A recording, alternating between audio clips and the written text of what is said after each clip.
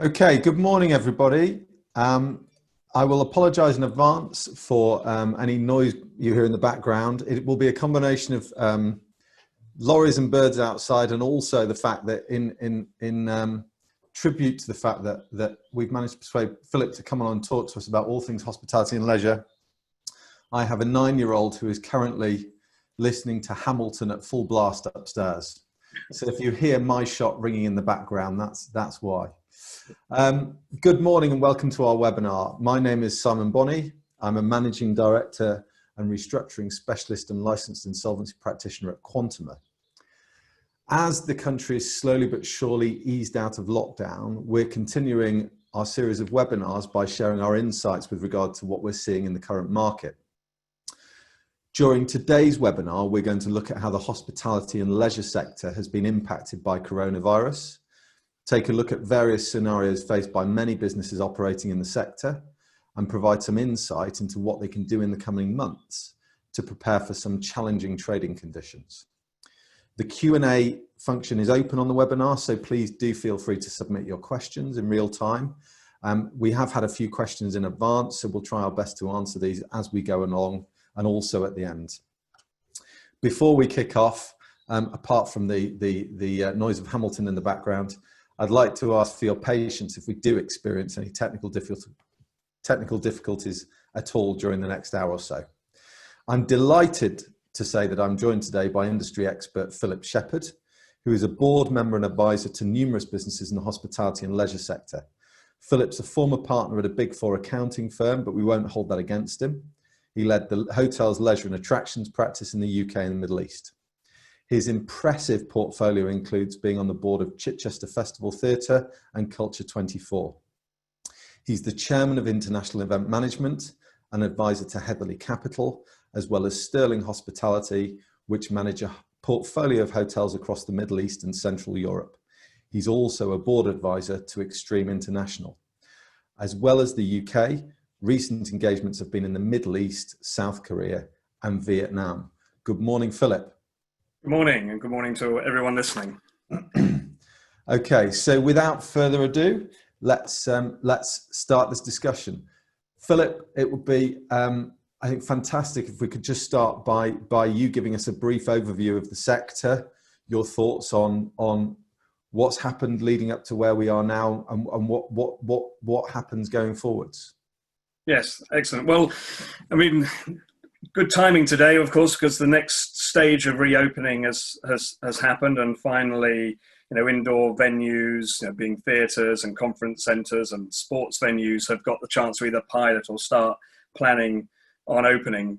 But let's not kid ourselves. This lockdown has been really devastating for the hospitality and leisure sector because it's been binary. You frankly haven't been able to operate at all. Unlike many industries which might have seen reduced turnover, this has gone to nil. And for many, right coming into peak periods of either tourism or people going out, etc. So it has been really, really tough. And I guess thankfully for much of the sector, the government support has been great. Most of the sector has high number of staff, but usually low wages staff. So the furlough scheme has had a significantly good impact. Many landlords have been quite good at considering rent holidays, and you've had the VAT reduction, which has generally been kept within the sector, so that's been helpful. The Eat Out to Help Out, which was launched probably a couple of weeks ago, has had quite a significant impact and not cannibalised much of the rest of the week. And there continue to be grants that are coming down the track, etc. So I think many businesses have felt that they kind of held it together during this kind of 3 or 4 months that they've been out of action. But I think really we're just at the foothills of the challenges going forward. And principally, there's kind of many headwinds I think these businesses face, and social distancing must be the major one. And I think we were all coming to the realization that this is not something that's going to go away in the short term. And I suspect most people will now be planning for some kind of social distancing requirement well into 2021, because even if a vaccine does come into effect, it's going to take time to distribute, and then you've got to encourage people to come out. And this has a sort of knock-on effect because it reduces in many instances your capacity, sometimes just down to 30 or 40% of maximum. This also then affects all the ancillary sales that many hospitality leisure venues expect around F&B, but there's all the other commercial stuff around sponsorship that gets knocked. And of course, your costs tend to go up because you're having to deal with extra health and safety measures. And with all that, and with the effect probably hasn't been felt yet, but I think we can all anticipate quite a contraction in consumer spending, and much of hospitality and leisure is discretionary spend. I suspect there's still going to be consumer reluctance, particularly of the elder generation, to go out, and staying in or staying local has become a habit. And some of the we keep slightly losing you, and it almost looks as though it's kind of something out of a Two Ronnies sketch, where just as you're about to say something useful, your mic cuts out. I don't know what it is, but I don't know whether you can fiddle with something and reset it. I'll tell you what I'll do. I'll seem to work in practice. So I put my headphones on and then see if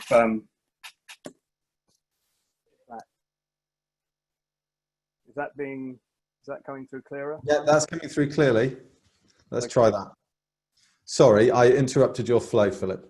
So, so just sort of going forward, apart from just social distancing, there's many other things that I think the sector would be concerned about. And of course, there's possibly quite significant structural changes that will affect many business structural changes with the growth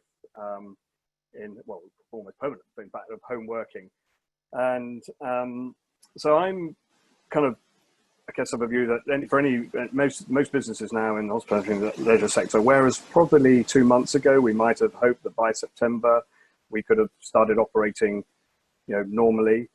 I think everyone would be wise to expect that we've got a really challenging 2021 and probably quite a lot of 2022. I think for most planning scenarios, it's going to take another 18 months to get back to some form of normalcy, I think.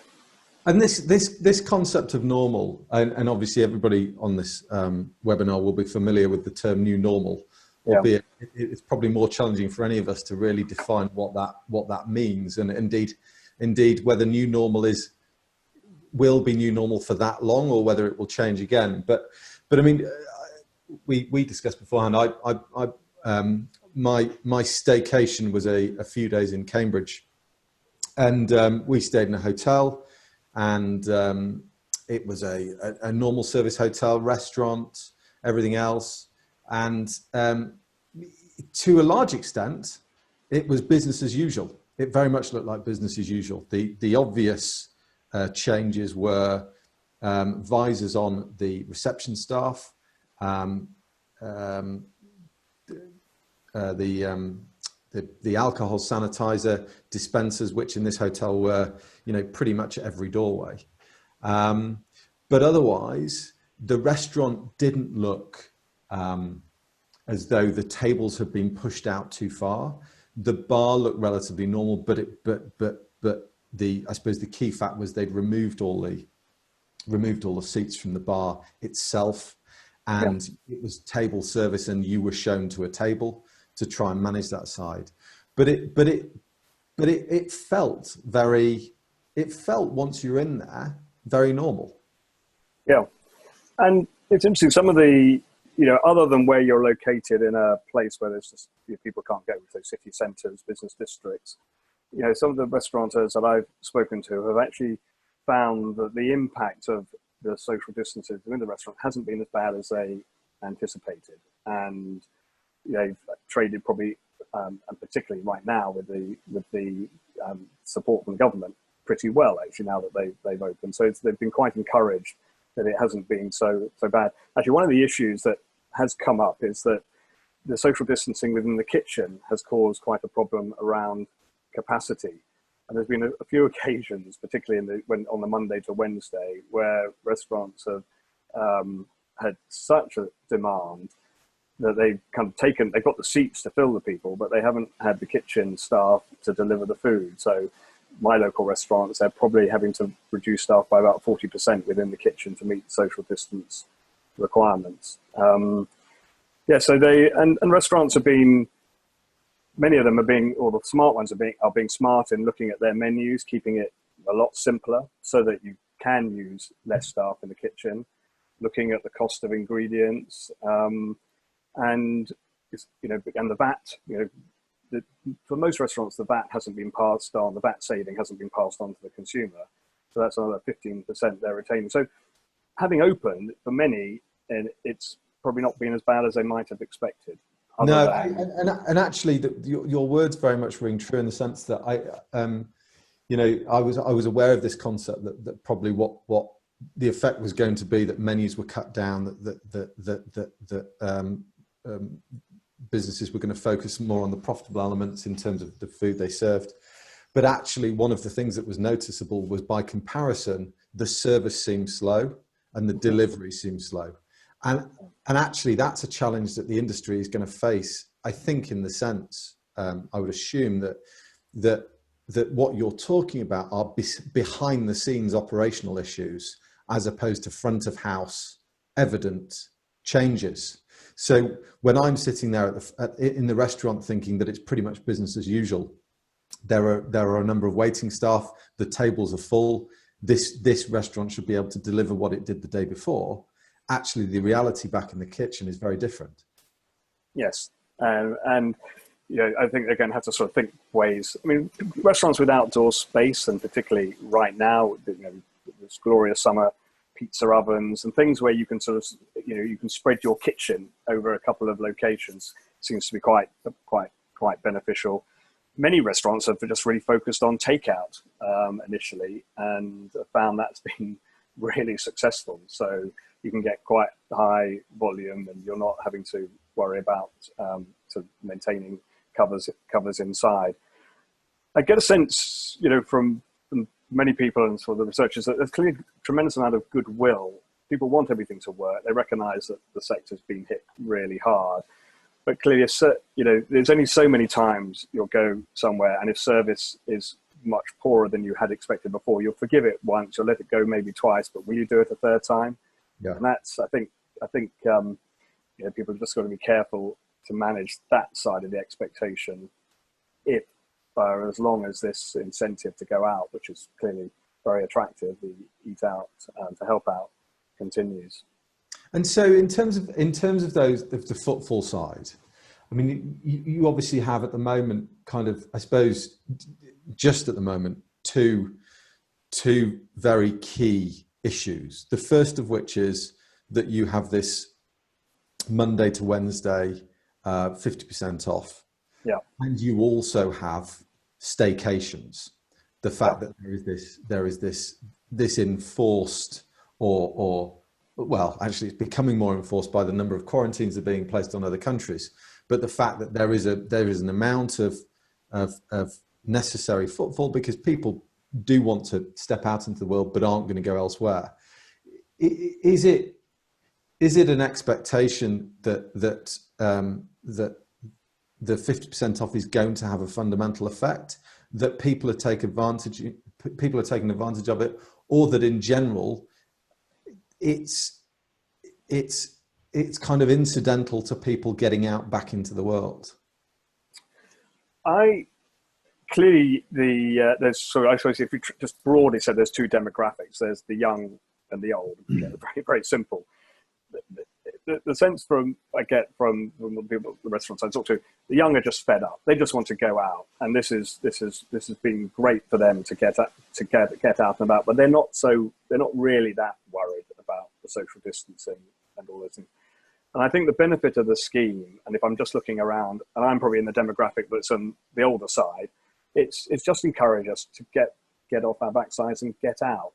And I mean, a number of my friends, I live in the countryside out here in Hampshire, who have taken advantage of this and gone out and just getting back in the habit of doing something that, we've not done for 4 months. And there is some psychological thing that if you don't do something for a certain period, you just get out of the habit of doing it. And I think this has encouraged people to go out, see that the good restaurants are handling it well, the staff are doing all the stuff, and just giving people the comfort that this is something to do. So I'm sure 50% of what's been spent might not have, it's like anything in marketing, isn't it? You never know what 50% is going to be any good, but I'm sure it's been very valuable. And the only downside I've really heard is that Thursdays are dead.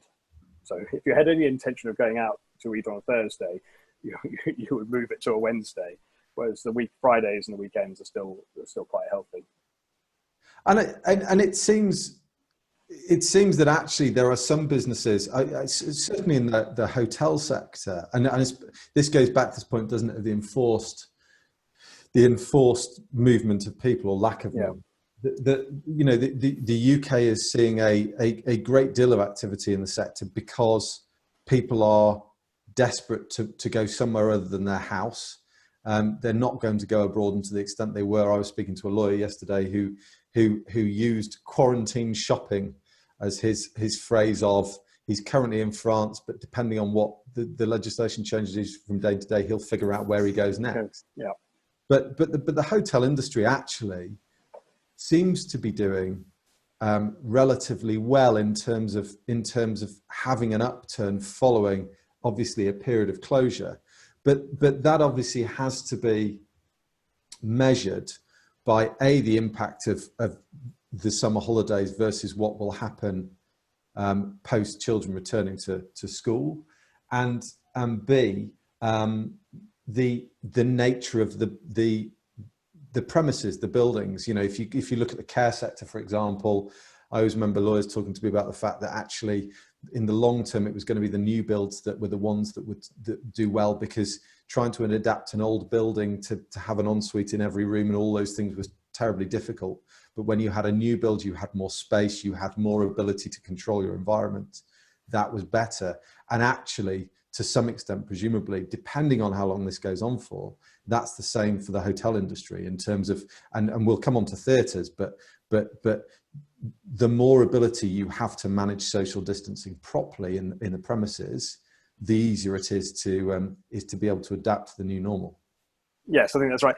I mean, the hotel sector, it's a little bit right now. It's unusual, but clearly, if you are a holiday destination, a UK holiday destination or city centre destination for staycations, it's going great guns. And I think one of the big holiday cottage booking companies are saying their sort of bookings for next year now are sort of 50% upward from where they would have been in any normal year. So if you've got a lodging in Bournemouth or Torquay or anywhere along the coast or in the nice bits of countryside, then the recovery is going well. Clearly, for many of the hotels, their market just doesn't exist anymore. If you had incoming international tourists, they're not here. So for many London, other destinations, that's gone, and it's going to take time to recover. Many hotels rely on business customers or business events, conferences, exhibitions. Well, if we're lucky, that might start again in October, and it's going to be quite a reduced level. So for many, really, because my advice to many is that there's no occupancy is actually still very low, and it's probably, if you think most hotels in the UK would hope to run between 65-75% occupancy in a year and make reasonable profits on that, it's probably going to be considerably less unless they pivot explicitly towards a kind of staycation model. So really look at what they've got, where they live, and how can that be, because many hotels probably haven't really focused on that because they may not naturally have had to do so. And also maybe think about, or many, it's just cutting the cost base to, you probably have to rethink how you do your own kitchens. If you can't have many of that sort of buffet service that you might have had before, is it a Deliveroo type offering you have? There's, a lot of the chat is how can we get our break-even point down to about below 30% occupancy? Yes. That might be where we have to be going forward. And we'll come on a bit more to the kind of working capital and finance side, but obviously, to the point you make on the kitchens and those types of areas, actually, for a lot of premises, it may well be that they have to put in some reasonable capex to be able to get themselves in shape to maybe take advantage is the wrong phrase, but to be able to adapt to a new normal and be able to adapt a business model to be able to be successful in a new environment and in a new way of people spending. I mean, you touched there on the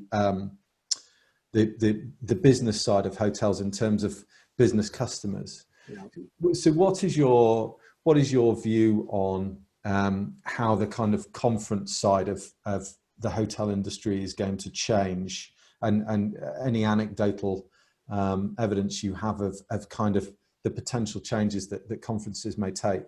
Yeah, I mean, ever since the advent of video conferencing and all that, everybody's been talking about the fact that there wouldn't be any more business travel, and it would all, we'd all be able to do things online. But there's never been an event that's forced everyone to do it and to change a habit. Clearly, we've had that event, and just the fact that we're doing this now, we would never have considered doing this 6 months ago. We wouldn't have thought this would ever work and who would ever tune in.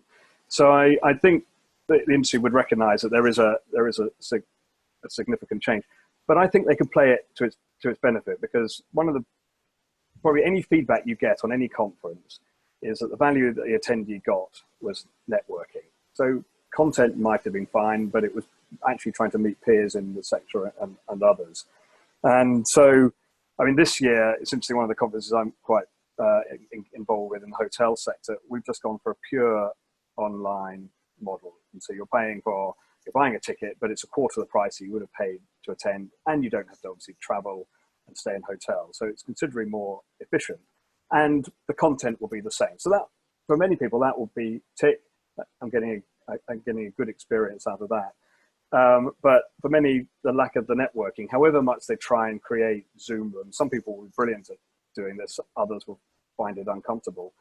And I think many of us would think going forward, we'd have this sort of binary approach. So why wouldn't you have a conference event where you would still have some of the small exhibition pieces, you would have the speakers, the networking functions and all that.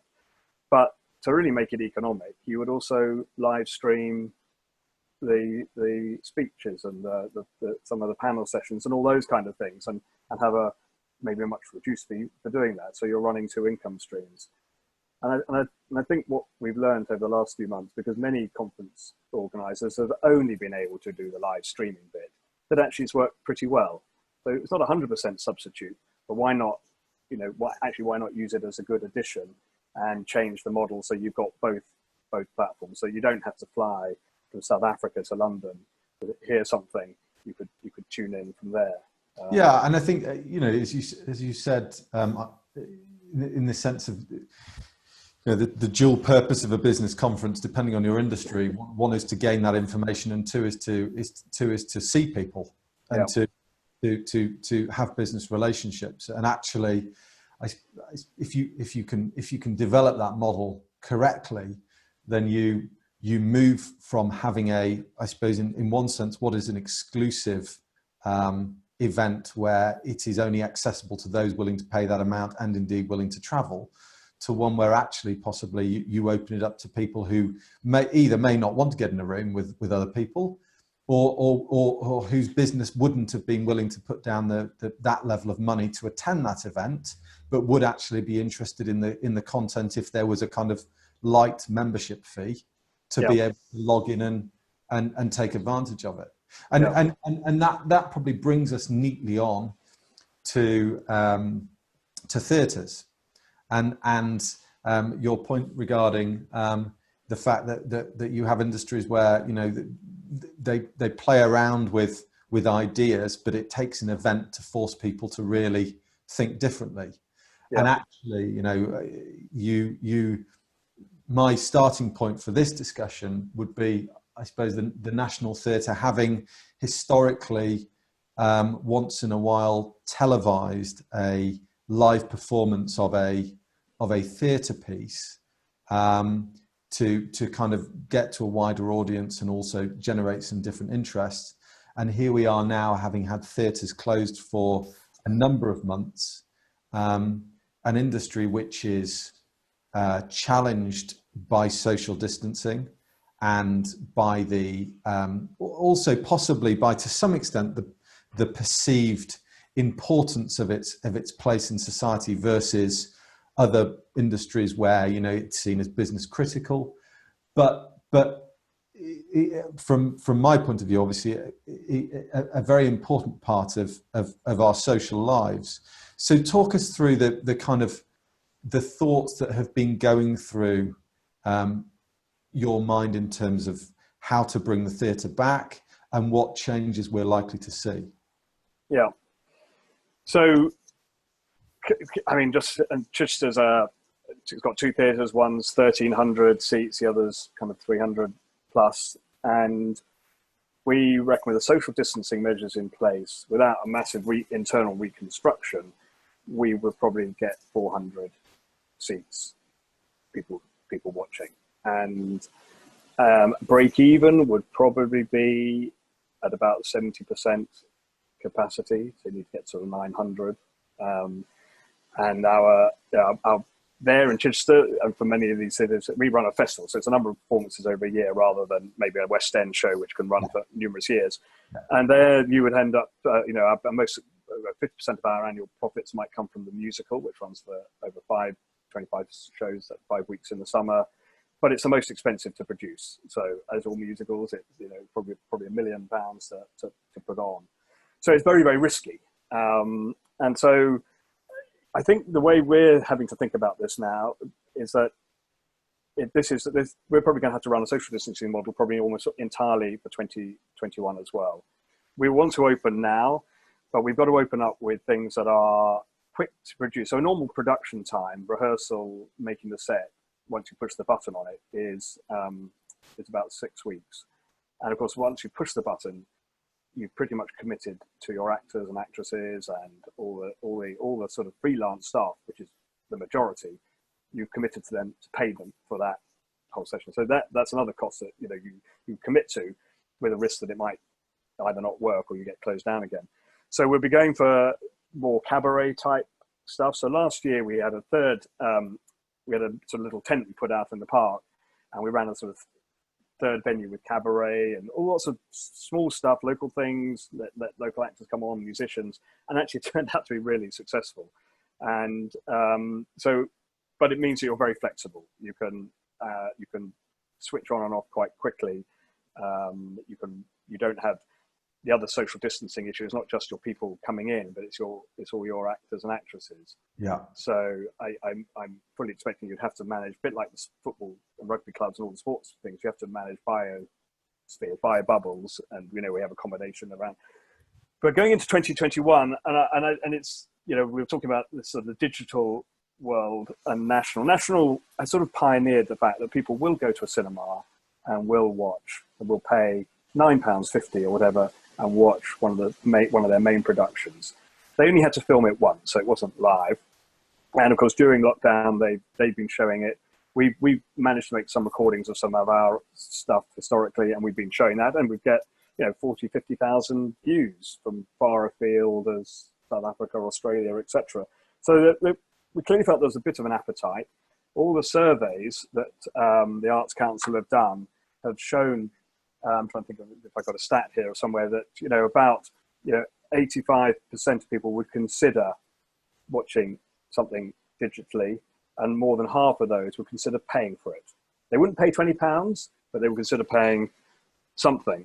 And also, people might have remembered early on in lockdown, the Old Vic showed one of their style shows, Lungs, and they actually did it as a live performance over maybe 15 or 20 nights, and you bought a ticket to see that live performance online. You paid quite a lot for that ticket, probably about £40. Very successful. Good for them, because it had probably two big name actors in the UK at the moment, Claire Foy and Matt Smith from The Crown, and a really cheap production because there was no stage set. But nonetheless, these sort of initial steps have given everyone quite a lot of encouragement that this is something, the digital stuff was something to pursue. And I would probably say many theatres have been a bit, as an industry, a bit naive and a bit backward in trying to exploit that. May I just ask, your son's watching Hamilton. Is he watching that on Disney Plus? Yeah, so here's the economics of it. I mean, we my wife and I watched Hamilton, loved it. Came home, said it was brilliant. Sadly, we have more than one Alexa in the house, so the children immediately went, Alexa, play Hamilton. They fell in love with it. So it became a thing of, actually, when it was announced that it was going to be televised, it was going to be the opportunity for the children to watch it. And we'd got over the swear word part of it. They're sensible enough. So we ended up subscribing to Disney Plus, and the driver was Hamilton. Yeah. Absolutely. It was their most streamed show. So that kind of proves, I mean, okay, Hamilton, again, that is one of the top shows in the world, or the top show in the world. But another milestone that's happening, I think, is Netflix are going to show the Princess Diana musical before it launches on Broadway. Now, that wasn't initially planned, but it's happening. So Netflix are now also experimenting in how does live theatre play on a streaming service.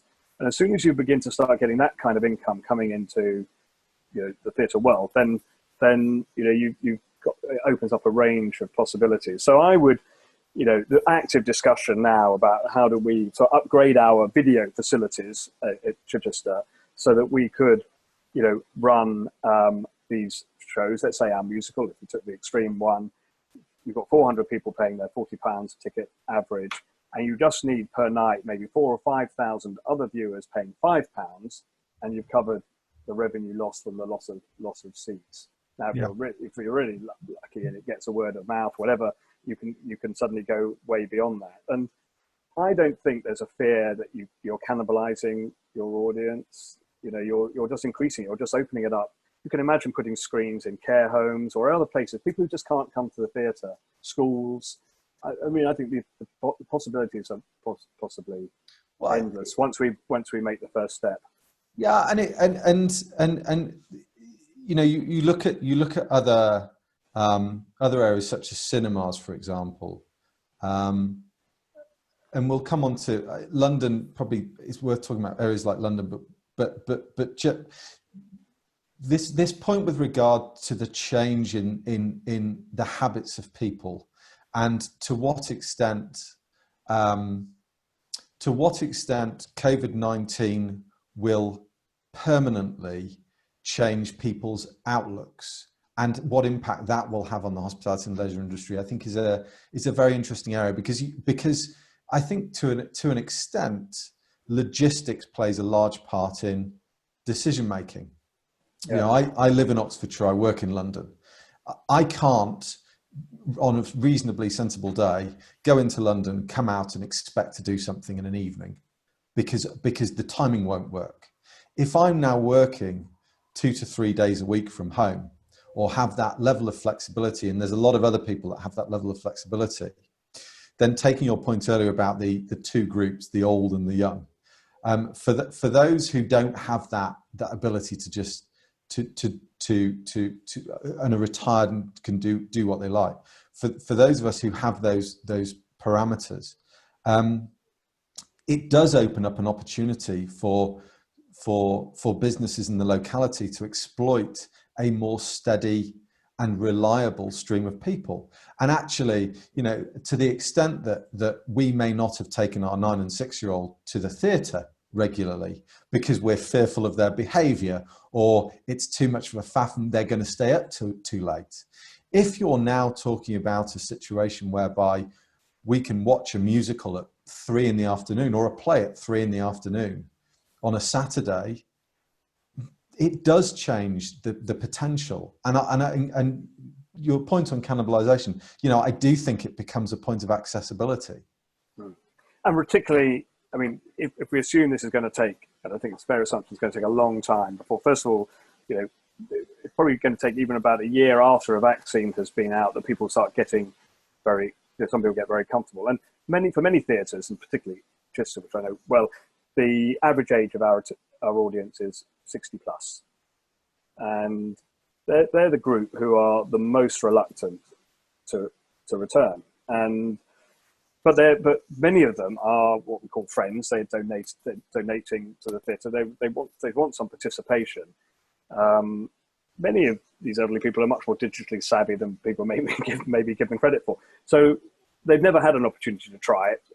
we've probably been reluctant to really push it hard. Now we've probably got really little choice, and out of adversity comes tremendous innovation. And I kind of feel that, a bit like when we had in the world wars, you had sort of a massive step change in engineering innovation. That's just, Zoom, the thing we're on now.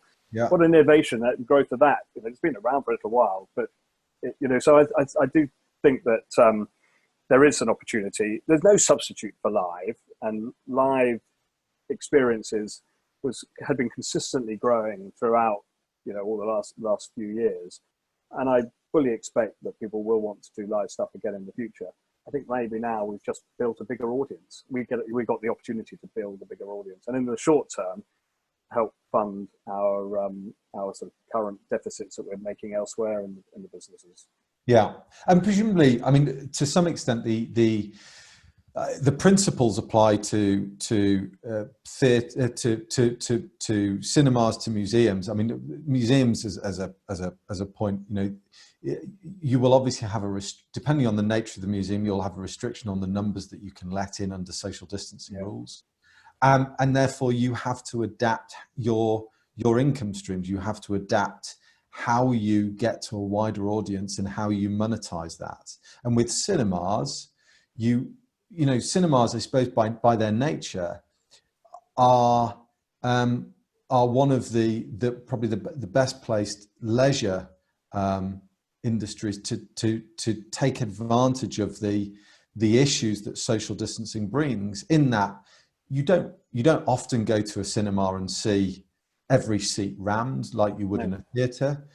They tend to be in bigger, wider spaces with good car parking, with the ability to control the environment a bit more.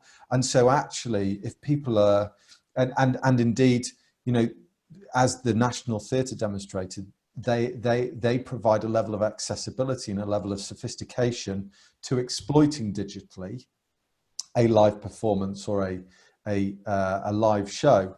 So that the impact of social distancing and the impact of COVID-19, whilst it has been, hugely detrimental short term to cash flows, to operations, and presents a huge amount of challenges, it does also present some real opportunity to adapt businesses, but also with an audience now, presumably, who, as you say, has an amount of goodwill and actually a want to see this succeed. And I remember being relatively surprised early on when I was called up about a charity and asked to speak to directors, and I was kind of scratching my head as to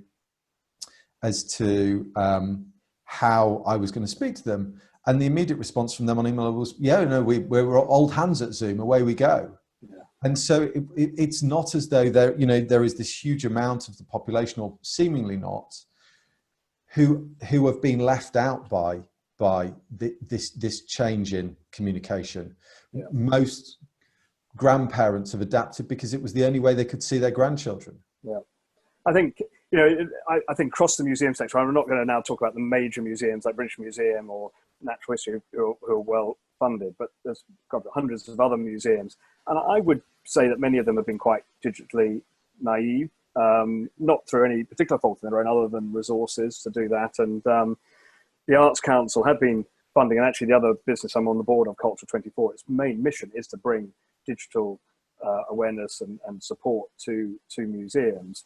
But it's, again, until you sort of have a crisis, it's quite hard. You get stuck in a kind of endless loop of not really making too much progress. And you can just imagine with some museums collections, you can curate them, you can video people going around explaining the history of all these things. You can see that you can do a lot more with what you've got, rather than just people turning up live. Clearly people will want to see them live, but the information that you might have, how you present it, many museums' websites are quite poor. They could, there's and now they're kind of, you can't sit back and say, well, it's fine, we're getting some people through the door. You're kind of forced to do something different, maybe do more outdoor events around your museum, things that are more engaging than static. But I do think there's so much, the technology is now there, the access is there.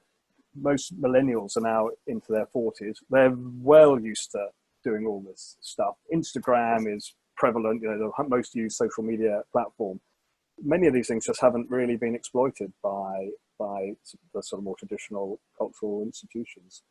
So moving slightly on to an area which is probably more likely to exploit the social media side. We've had a question about live music venues, and particularly smaller ones, and the challenges that they face in terms of, I suppose, bar areas, social distancing on standing room, and also practically the issues that arenas face in terms of, I was due to take my sister to go and see Elton John on his farewell tour.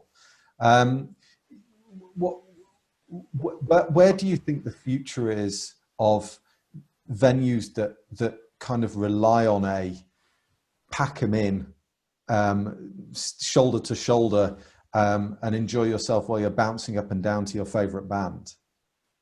Yeah, I mean, and like nightclubs are still closed, so that wasn't part of the package going today. I think it is quite a challenge because you will have to maintain the social distancing. You're not going to have a problem getting people in. The young people will just, as we've seen, the 125 raves we had last weekend, they'll find a way to pack in themselves. And that is probably the real problem for some of these small venues, is that because you can't offer that experience that they want, being in the mosh pit and all this kind of stuff, they'll find it kind of rogue.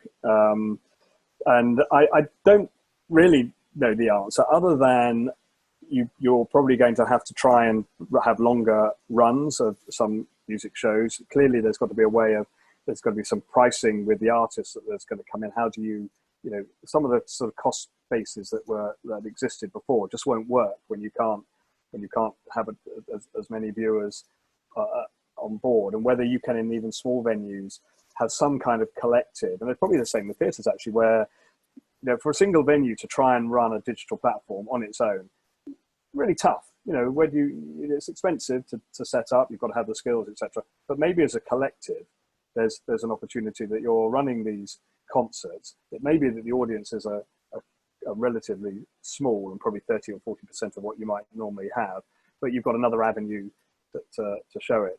But I think it is tough. How do you replicate, or how do you do something that substitutes for that kind of visceral live experience that some of these places would have experienced before?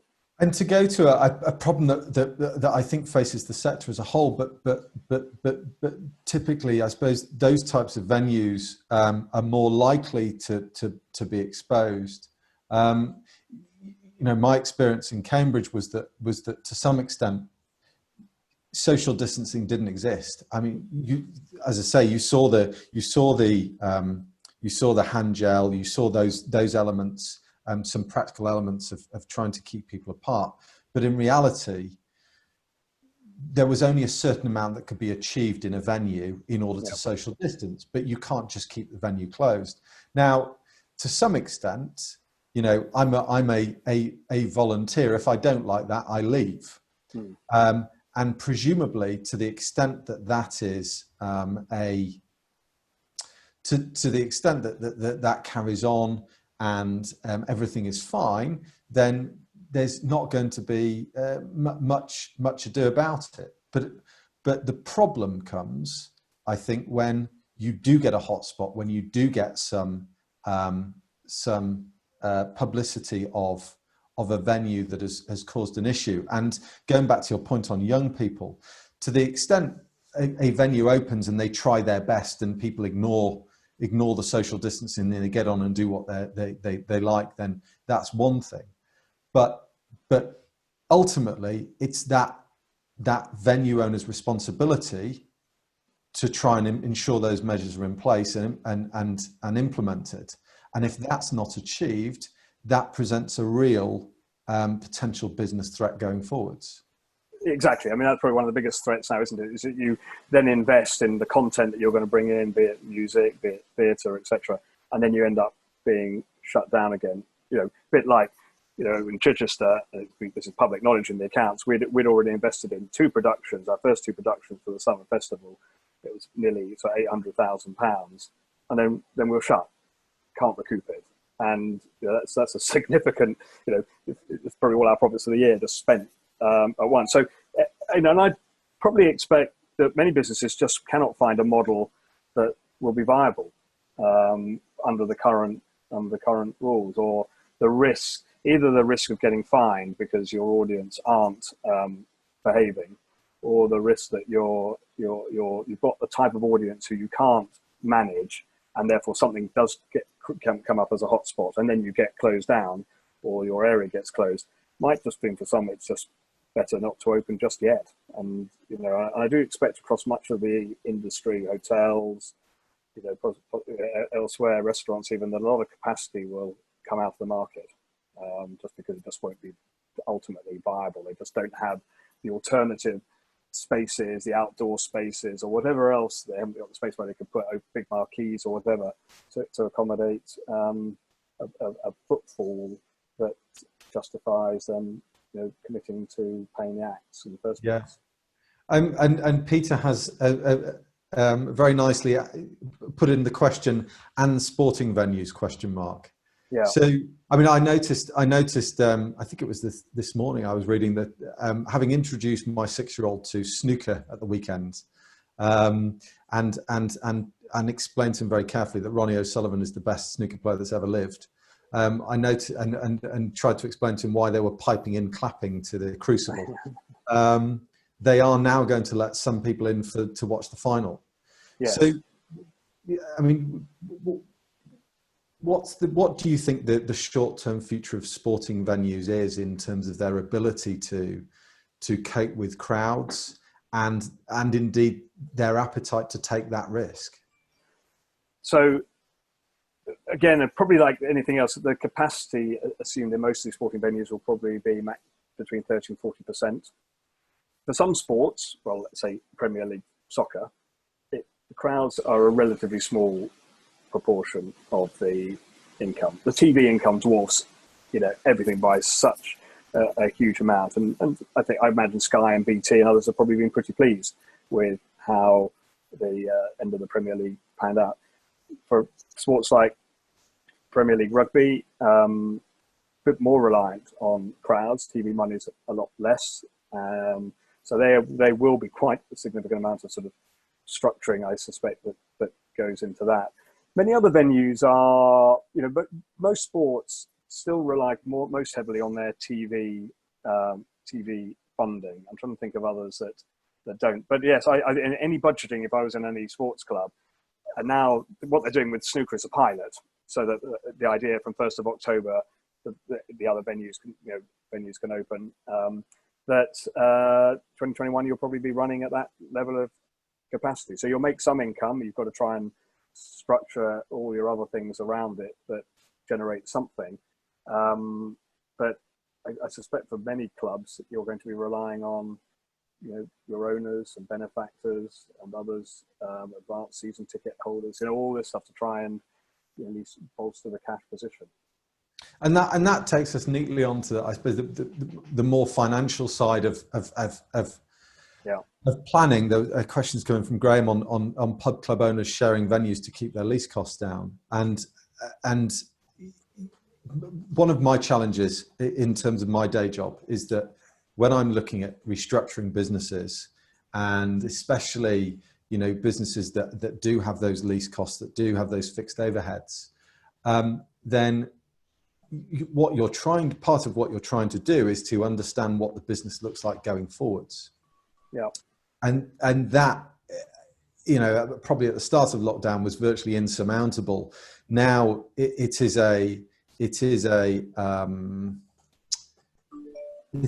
slightly more achievable, but what you still have is these real challenges of you have a business plan which is perfectly acceptable, which is workable. But if one day your premises is shut down because of a hotspot, or the locality goes into lockdown as a result of government measures, then it's blown away. How do you plan? How do you put those measures in place to prepare and try and plot your future? Yeah. Well, I suppose simply put, Simon, right now you've got to try and get your cost base down to as little as possible. And I suspect over a number of years, quite a bit of fat has built into the system. And depending on different venues, but you've probably got a lot of functions that now can't be supported by the revenue that you've got. Back office functions maybe. So probably some much more flexible shared service outsourcing route might be much more appropriate, because you're then tapping into some specialist expertise, but who's doing it for something else. Even like commercial sales or something like that, you might find that going outside, and therefore you've got a tap that you can turn off. So the other thing is keeping it really flexible, so that you're, and all this translates into having probably different contracts with your staff, less permanent staff. It's all, unfortunately, all this ends up, the biggest cost for most of these people are staff and rent. And that's the other area that I think probably short term, many people have managed to solve something, but long term, you've got to have a much more flexible, if you are paying lease costs, maybe much more based around revenue performance. Sure, there's lots of clever guys who can structure something that isn't, a 5-year fixed term rental thing. But you've got a challenge, because you've got the landlords who've got to kind of balance between, they're usually pension funds, aren't they? Balance between that and the income for their pensioners. So the short thing is that you either don't commit, like we said in our theatre, we won't commit to big expenditure unless we're comfortable that this is unlikely to happen. And maybe if you asked me this question a month ago, we weren't really, we're all feeling quite good about life. Things were coming down, the rates of COVID infection were coming down. Right now, people are feeling a bit nervous because all these other countries have got second waves. We were last to the party the first time round. We're probably, our second wave might be coming a bit later down the track. So most people will be very cautious now about committing any major expenditure and things that you can't turn off and on. And I probably expect this will last probably for a few months into next year. And so in terms of the government measures side, the Department of Media, Culture and Sport, DCMS, have put in place this government grant in terms of supporting leisure and hospitality.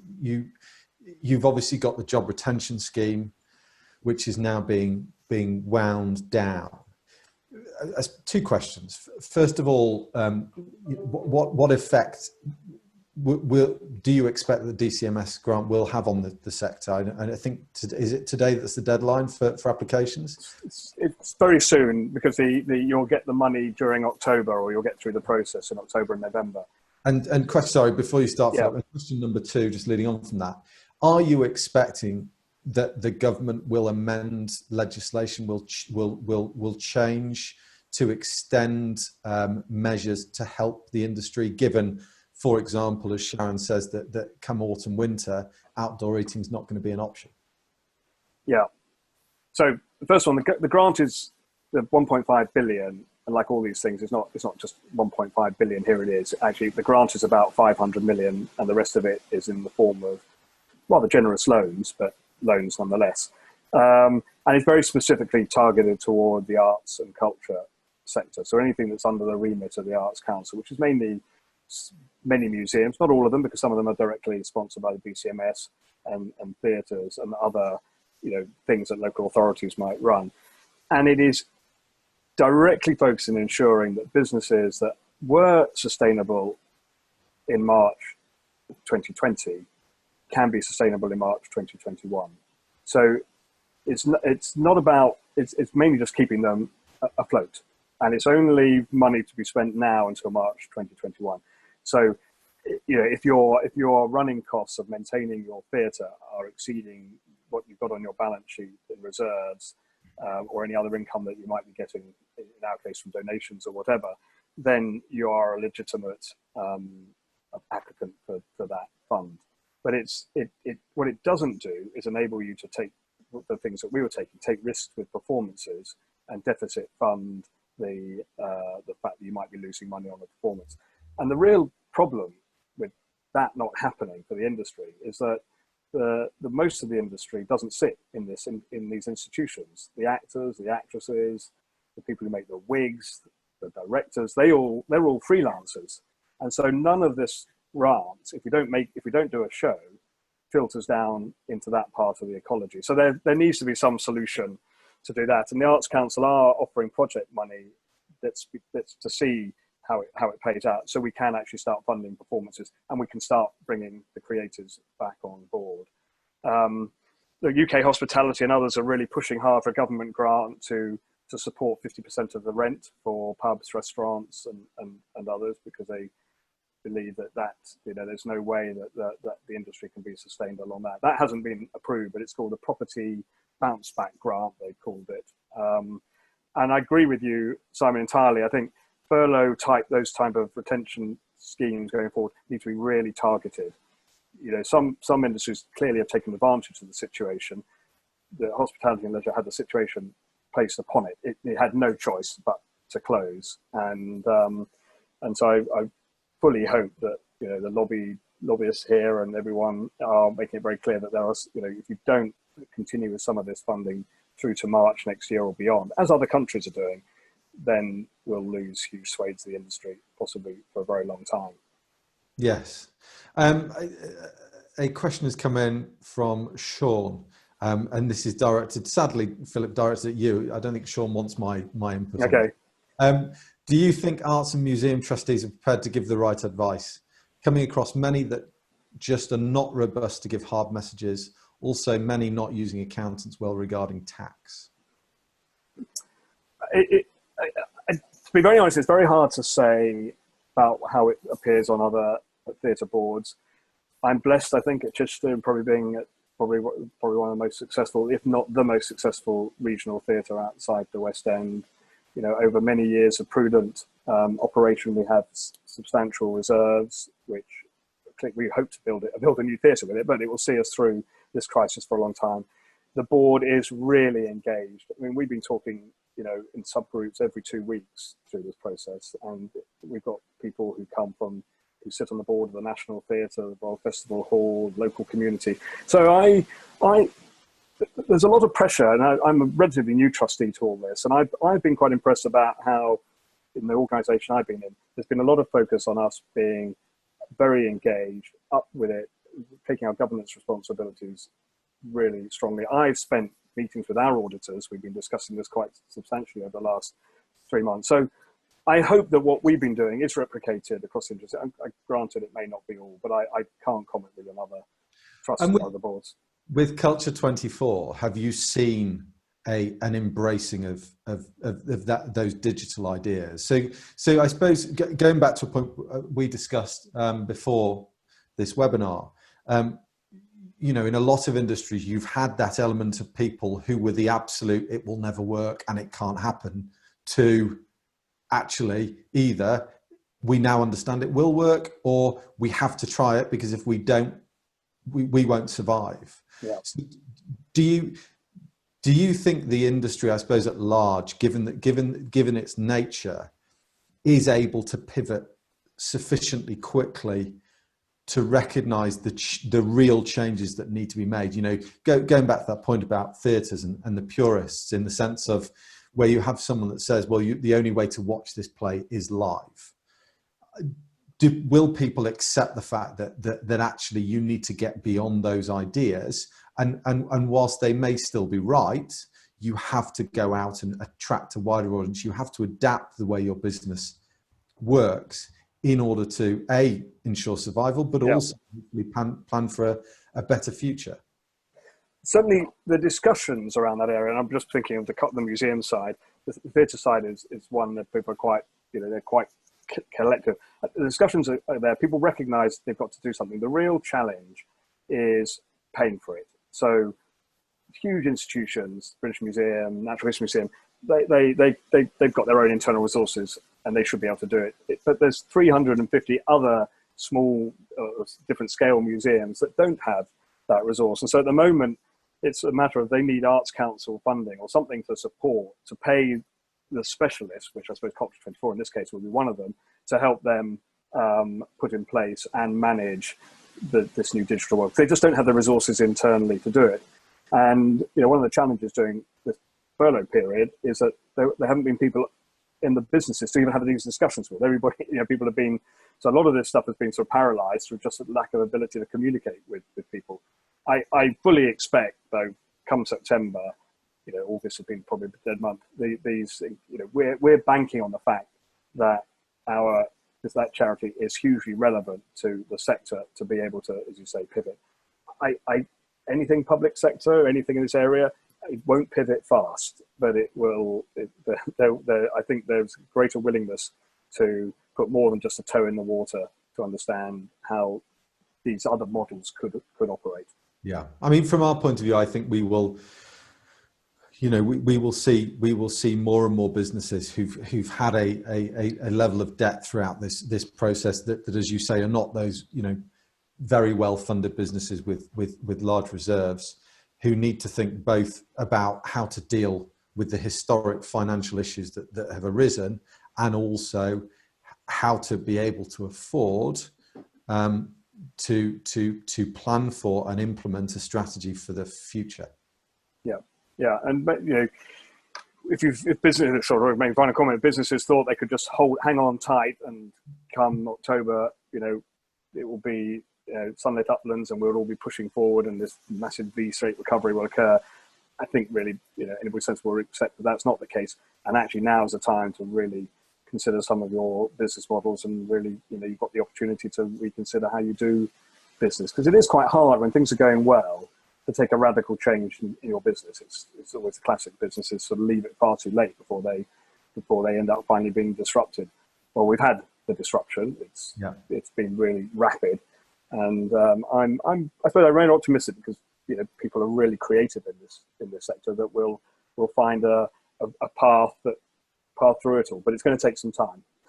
And optimism is always the best note to leave these things on. So we are at 10:32. Thank you very much, Philip, for that. It was extremely interesting, and hopefully, pleasure. Thank you. And we got through some questions. That's all we have time for, I'm afraid. Thank you to all of you that have joined us. We'd just like to remind you about our interested parties database. This is an asset register to match people with the right opportunities. Please do take a look on the website, or get in touch with your usual quantum of contact to find out more about that. We really hope you found the webinar useful. I certainly thoroughly enjoyed it. And please do join us for the next webinar in our series, and more information will be available about that later. For any questions we didn't have time for, we'll be sure to follow up individually to discuss. And lastly, and most importantly, thank you so much to Philip for taking the time out of his day to share his knowledge, expertise, and experiences. Philip, I hope you have a less rainy day than I'm having here, and a lovely weekend. Thank you very much indeed. Thank you, everyone. Everybody out there, have a great day and stay safe. Thank you very much. Thank you.